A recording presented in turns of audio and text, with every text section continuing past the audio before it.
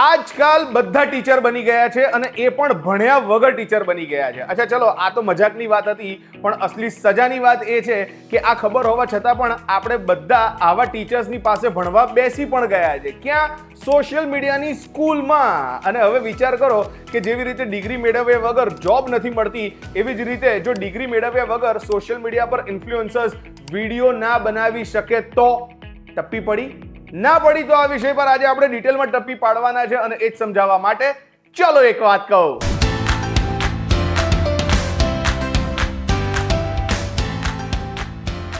Hello નમસ્કાર, આવી ગયો છું ફરી એકવાર. મારું નામ છે રોકી. લઈને આજની એક વાત. ઓક્ટોબર 2025 થી ચાઇનાએ એક જોરદાર ડિસિઝન લીધું છે, જ્યાં ચાઇનીઝ ઇન્ફ્લુએન્સર્સ સોશિયલ મીડિયા પર જેટલા પણ પ્રોફેશનલ ટોપિક્સ છે, જેમ કે મેડિસિન, એડ્યુકેશન, લો, ફિનાન્સ, આ બધા ટોપિક્સ પર ડિગ્રી કે લાયસન્સ વગર વિડીયો નહીં બનાવી શકે. સરળ ભાષામાં કહીએ તો જો એ આ પ્રકારના વિડીયોઝ બનાવીને એમનું ઘર ચલાવી રહ્યા છે, અર્નિંગ્સ કરી રહ્યા છે, તો એના ઓથેન્ટિકેશનને વધારે પ્યોર બનાવવા માટે એ લોકોએ પોતાની ડિગ્રી કે લાયસન્સ બતાવવું પડશે. કયા પ્લેટફોર્મ પર? તો ભાઈ ચાઇનાનું જે ટિકટોક પ્લેટફોર્મ છે એની ઉપર જો આ પ્રકારનું કામ એ લોકો નહીં કરે, ડિગ્રી કે લાયસન્સ બતાવવાનું, તો એમને પેનલ્ટી ફટકારવામાં આવશે કે જેથી કરીને રોંગ ઇન્ફોર્મેશન જે માર્કેટમાં બહુ easily social media through spread થઈ રહી છે એને અટકાવી શકાય. ઘણા બધા લોકોનું એવું માનવું છે કે બહુ જોરદાર ડિસિઝન લીધું છે, કારણ કે આના લીધે ઘણા બધા લોકોએ ભૂતકાળમાં ઘણી બધી પ્રોબ્લેમ્સનો સામનો કરવો પડ્યો છે. પણ અમુક લોકોને એવું માનવું છે કે યાર આવું ડિસિઝન ક્યાં લીધું,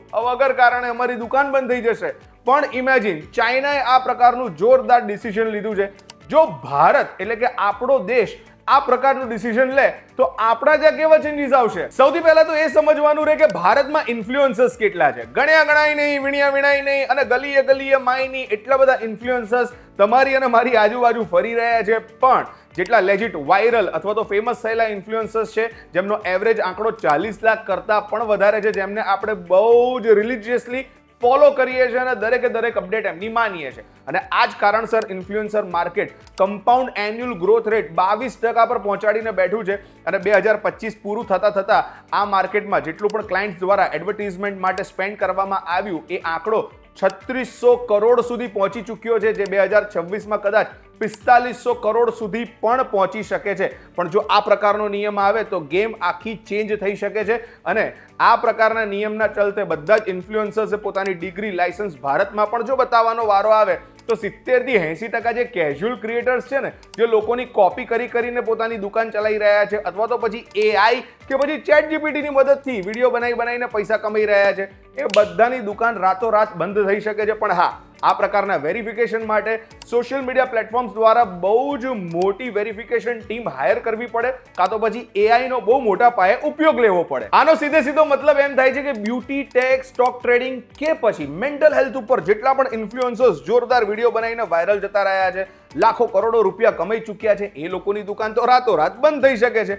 પણ હા, સાથે સોશિયલ મીડિયાનું માર્કેટ આ જ કારણોસર 20 થી 30% નાનું પણ થઈ શકે છે, સંકોચાઈ પણ શકે છે. પણ વધારે ઓથેન્ટિક બનવાના ચાન્સીસ એટલા માટે છે કારણ કે જે તે વ્યક્તિએ જે તે વિષયમાં એક્સપર્ટીઝ કરી છે અથવા તો પછી ડિગ્રી લીધી છે, એ જ વ્યક્તિ તમને અને મને ગાઈડ કરવા માટે સોશિયલ મીડિયા પર આવશે. મતલબ આવા ઓથેન્ટિક લોકો માટે મોટો રસ્તો ઓપન થઈ શકે છે, જેના ચલતે જ મેં કીધું કે 2026 આવતા આ માર્કેટ 4500 કરોડ સુધી પણ પહોંચી શકે છે. હાય, મારું નામ છે રોકી. આજનો વિડીયો તમને કેવો લાગ્યો? જ્યાં આપણે ચર્ચા કરી કે ઓક્ટોબર 2025માં ચાઇના દ્વારા ચાઇનીઝ ઇન્ફ્લુએન્સર્સ માટે એક બહુ મોટો નિર્ણય લેવામાં આવ્યો, જ્યાં એમણે કોઈ પણ પ્રોફેશનલ ટોપિક પર વિડીયો બનાવતા પહેલા ડિગ્રી કે પછી લાયસન્સ બતાવવું પડશે. આવો નિર્ણય જો ભારતમાં આવી જાય તો આજે 40 લાખ કરતાં પણ વધારે ફેમસ અને વાયરલ ઇન્ફ્લુએન્સર્સ છે, એમાંથી કેટલા ઇન્ફ્લુએન્સર્સ બાકી રહી જશે? કમેન્ટ સેક્શનમાં 100% જણાવજો. આજે આજનો વિડીયો તમને ગમ્યો હોય તો એને લાઈક કરો, મેક્સિમમ શેર કરો, અને વીટીવી ડિજિટલની યુટ્યુબ ચેનલને ફોલો કરો, સબસ્ક્રાઇબ કરો, બેલ આઇકન દબાવવાનું બિલકુલ મિસ ના કરતા. અને નેક્સ્ટ વિડીયોમાં આવા જ અમેઝિંગ ટોપિક સાથે આપણે ફરી મળીશું.